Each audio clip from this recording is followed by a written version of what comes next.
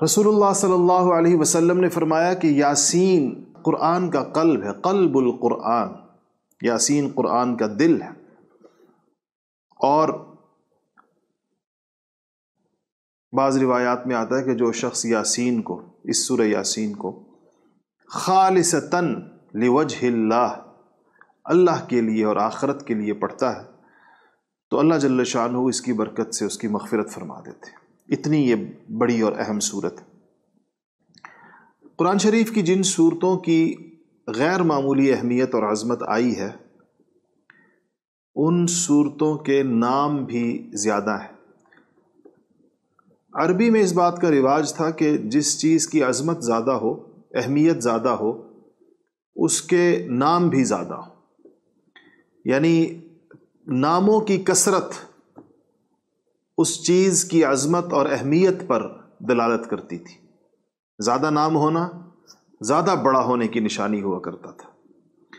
تو جیسے سورہ فاتحہ ہے، سورہ فاتحہ کے درجنوں نام، بعض مفسرین نے 35-40 تک گنے ہیں باقاعدہ کہ اتنے نام ہیں سورہ فاتحہ کے۔ تو سورہ یاسین کے بھی نام تفسیروں میں بہت سارے آئے ہیں۔ ایک اس کا نام آیا ہے عظیمہ، کیونکہ بڑی ایک عظیم ہونے کے اعتبار سے۔ ایک اس کا نام آیا ہے معمہ۔ معمہ کا مطلب یہ ہے کہ عام کرنے والی، یعنی ایک جس کو کہنا چاہیے خیرات عام، یعنی وہ سورت جو اپنے پڑھنے والے کو دنیا اور آخرت میں خوب بھلائیاں پہنچانے والی، خیرات و برکات کو عام کرنے والی، کثرت کے ساتھ خیروں کو پہنچانے والی۔ ایک قول میں اس کے پڑھنے والے کے بارے میں کہا گیا ہے کہ یہ جو شخص اس سورت کو پڑھتا ہے اس کو شریف کہا گیا ہے۔ شریف کا مطلب ہوتا ہے شرف والا، عزت والا، معزز۔ بعض علاقوں میں سادات کو، بنو ہاشم کو شریف کہا جاتا ہے۔ ہمارے ہاں اردو میں شریف کا معنی کچھ اور ہے۔ ہمارے ہاں شریف جو ہے وہ شریر کے مقابلے میں، عربی میں شریف کسی انسان کے اخلاق سے بھی زیادہ اس کی حسب نسب اور اس کی عزت اور اس کے اکرام اور اس کی طرف اس کا اشارہ زیادہ ہوتا ہے۔ اس کا نام مدافع بھی آیا ہے۔ مدافع کا مطلب ہوتا ہے دفع کرنے والی، دور کرنے والی، یعنی یہ صورت بلاؤں کو، آزمائشوں کو، تکلیفوں کو، بیماریوں کو، پریشانیوں کو دور کرتی ہے، اس لیے اس کا نام مدافع یعنی مدافعت کرنے والی۔ ایک اس کا نام قاضیہ بھی آیا، قاضیہ۔ قاضیہ کا مطلب ہے حاجتیں پوری کرنے والی، یعنی اس صورت کو پڑھنے والے انسان کی اللہ جل شانہ حاجتیں پوری فرماتے ہیں۔ اس کے بارے میں ایک نبی کریم صلی اللہ علیہ وسلم نے یہ فرمایا ہے کہ اس کو اپنے مردوں پر پڑھا کرو۔ اور صحابہ کے آثار کا مطلب صحابہ کے اقوال، اور یاد رکھیے گا کہ جب صحابہ کسی چیز کی فضائل بیان کرتے ہیں تو وہ حدیث ہی ہوتی ہے، لیکن وہ اس کو احتیاطاً حضور صلی اللہ علیہ وسلم کی طرف منسوب نہیں کرتے، ورنہ کسی صورت کی فضیلت کسی صحابی کو کیسے معلوم ہو سکتی ہے جب تک اس نے خود نبی کریم صلی اللہ علیہ وسلم سے نہ سنی۔ تو وہ ایک قاعدہ ہے محدثین کا کہ کس قسم کی احادیث اگر صحابی حضور کا نام نہ بھی لے تب بھی وہ حضور کی سمجھی جائیں گی، اس تفصیل میں جانا ہمارے لیے مشکل ہوگا۔ لیکن بہرحال سیدنا ابو ذر رضی اللہ تعالیٰ نے اس کو روایت فرماتے ہیں کہ جو شخص قریب المرگ ہو، مرنے کے قریب ہو، نزع کا عالم اس پہ طاری ہو، تو اگر اس کے پاس یہ صورت پڑھی جائے، سورہ یاسین، تو اس کے لیے اس کی جان نکلنا آسان ہو جاتی۔ اس لیے وہ لوگ، ایک آج آپ کو بات بتاؤں، وہ لوگ جن کے بارے میں آپ کو یہ گمان ہو کہ جب ہماری جان نکلے گی، دیکھیں دنیا سے تو ہم سب نے جانا ہی ہے نا، تو اس لیے اس کے سوچنے میں کوئی قباحت تو نہیں ہے کہ جب ہماری جان نکلے گی تو یہ لوگ، اس کا اندازہ ہے کہ یہ لوگ میری پائنتی اور میرے سرہانے بیٹھے ہوں گے۔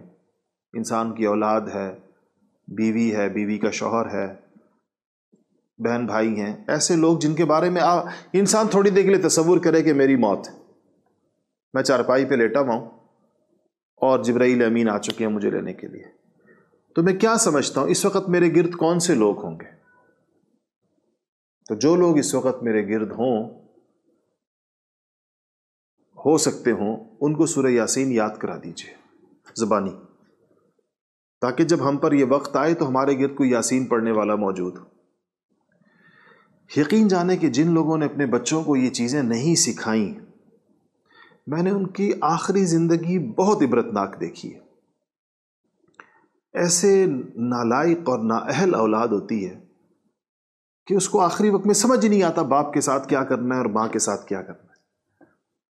میں نے اپنی زندگی میں ایسے مناظر دیکھے ہیں کہ انسان توبہ توبہ کرتا ہے کہ کیسی اولاد ہے جو اپنے والدین کے آخری وقت کو سنبھال ہی نہیں سکتی، اور یہ کھاتے پیتے گھروں میں یہ مسئلے زیادہ ہیں، غریبوں کے ہاں نہیں ہیں۔ غریبوں کے بچے عام طور پر اپنے والدین کو سنبھال سکتے ہیں، ان کی بیماری بھی سنبھال سکتے ہیں، تیمارداری بھی سنبھال سکتے ہیں، نزا کا عالم بھی سنبھال سکتے ہیں۔ اگر فوراً موت ہو جائے تو جو اس وقت مردے کے ساتھ کرنے والے پہلے 5-10 منٹ کے کام ہیں وہ بھی کر سکتے ہیں، غسل بھی دے سکتے ہیں، کفن بھی دے سکتے ہیں، قبر بھی کھود سکتے ہیں، قبر میں اتار بھی سکتے ہیں، تختے بھی لگا سکتے ہیں، مٹی بھرنے کا طریقہ بھی آتا ہے، تعزیت کے لیے آنے والوں کو نمٹانا بھی آتا ہے، تعزیت کے لیے آنے والوں کو عزت کے ساتھ ان سے تعزیت وصول کرنا اور اپنے آپ کو اس کے لیے فارغ کرنا بھی آتا ہے۔ اور جنہوں نے اپنے بچوں کو یہ چیزیں تو پورا معاشرہ مل کے سکھاتا ہے نا، جنہوں نے اپنے بچوں کو یہ چیزیں نہیں سکھائی ہیں ان کو چاہیے کہ پھر وہ معاشرے میں ایسے ادارے بنا لیں جو کہ سارے کام کو پھر پیسے لے کر کیا کریں، جیسے مغرب میں ہو رہا ہے۔ باپ فوت ہو جائے تو آپ کال کر دیں اس کمپنی کو یا اس ادارے کو جو یہ کام کرے گی سارے آ کے۔ میں نے سنا ہے کہ وہ ماتمی سوگ والے لوگ بھی لے آتے ہیں پیسوں پر، اس کے اپنی پیکیجز ہوتے ہیں مختلف قسم کے، 50 سوگوار چاہیے، 100 سوگوار چاہیے، 20 چاہیے، 10 چاہیے، تو وہ رونے والے بھی کرائے پر اب تو مل جاتے ہیں، کالے کپڑے پہن کر وہ سوگ والے بھی آ جاتے ہیں، وہ سارا یعنی آؤٹ سورس کر دیا جائے سارا کا سارا نظام۔ پھر انسان کو اس کی تیاری کرنی چاہیے یا اپنی اولاد کو سکھا دے ساری چیزیں۔ اللہ تعالیٰ پناہ نصیب فرمائے۔ آخری زندگی بڑی اہم ہوتی، جوانی تو جیسے کیسے انسان ایک اپنے جوانی کے زور میں گزار لیتا ہے، بڑھاپا انسان ویسا گزارتا ہے جیسا اس نے اپنی اولاد کو تیار کیا ہوتا ہے۔ میں نے بات لمبی ہو جائے گی، میری نظر گھڑی کی طرف بار بار جاتی ہے۔ میں نے بہت عبرتناک مناظر دیکھے اور بہت سوچتا ہوں اس پر کہ ایسا کیوں ہوتا ہے۔ والدین کو تمام تر دنیا کے راحت و اسباب ہونے کے باوجود اولاد کو والدین سے بڑا بے غم دیکھا ہے، حالانکہ ان کو کسی قسم کی کوئی تکلیف اور پریشانی نہیں ہوتی۔ ایک صاحب میرے پاس تشریف لائے ہیں، ایک بہت بڑے منصب سے ریٹائر ہوئے تھے، بڑے منصب سے۔ میں اس لیے چیزوں کا نام نہیں لے پاتا ہوں تاکہ میں نہیں چاہتا کہ کوئی پہچان سکے، کیونکہ ظاہر بات ہے یہ باتیں امانت ہوتی ہیں، بطور عبرت بیان کرتا ہوں لیکن شناخت مخفی رکھنا چاہتا ہوں، اتنی مخفی رکھنا چاہتا ہوں کہ اگر وہ بھی میری بات سن رہے ہوں تو شاید ان کو پتہ نہ چلے کہ انہی کی بات ہو رہی ہے۔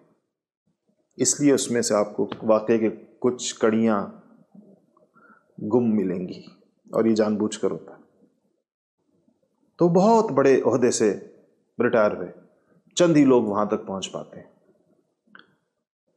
اسلام آباد کے ایک بہت ہی پوش علاقے میں انہوں نے بہت بڑا گھر بنایا، کوئی 14-15 بیڈ رومز کا، بہت مہنگے علاقے میں۔ میرے پاس وہ آئے اور مجھے لے کر کہیں جا رہے تھے، ان کی خواہش تھی کہ میں کہیں بیان کروں، تو مجھے لے کر گئے۔ میں نے ان سے پوچھا کہ قریب رہتے تھے میرے، میں نے ان سے پوچھا کہ کیسے حالات ہیں، تو انہوں نے کہا کہ بس عجیب سا وقت گزر رہا ہے، کیونکہ میرا ایک ہی بیٹا ہے،